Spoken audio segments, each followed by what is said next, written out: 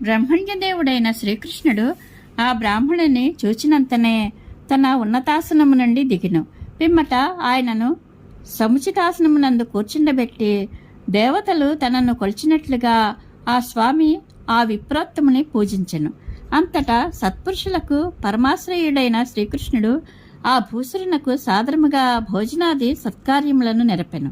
ప్రయాణపు బడలికలు తొలగిన పిమ్మట ఆ విప్రవరుని వద్దకు చేరి ఆ స్వామి తన కోమల హస్తములతో పాదసేవ చేయుచు ప్రశాంత మనస్కుడై ఇట్లు ప్రశ్నించెను.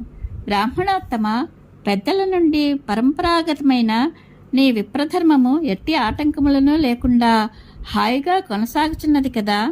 నీవు సర్వదా సంతుష్ట చిత్తుడవై మసలుకొంచున్నావు కదా. అప్రయత్నముగా లభించిన దాంతో సంతృప్తి చెందొచ్చు.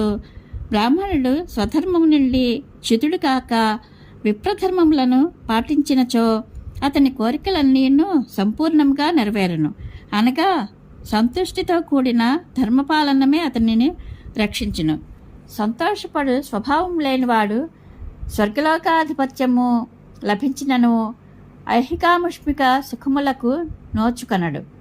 నిర్ధనుడైనను కలిగిన దానితో తృప్తి చెందినచో అతడు ఎట్టి సంతాపము లేకుండా హాయిగా నిద్రించును.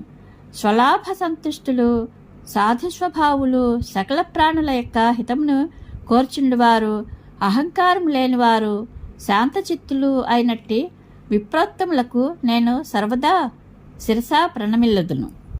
భూసురోత్తమ, మీరు అందరూ కుశలమేనా?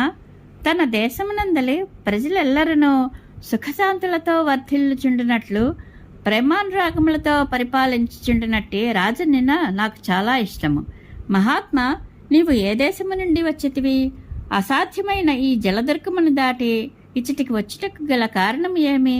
రహస్యము కానిచో విషయములనన్నింటినీ పూర్తిగా తెలుపుము.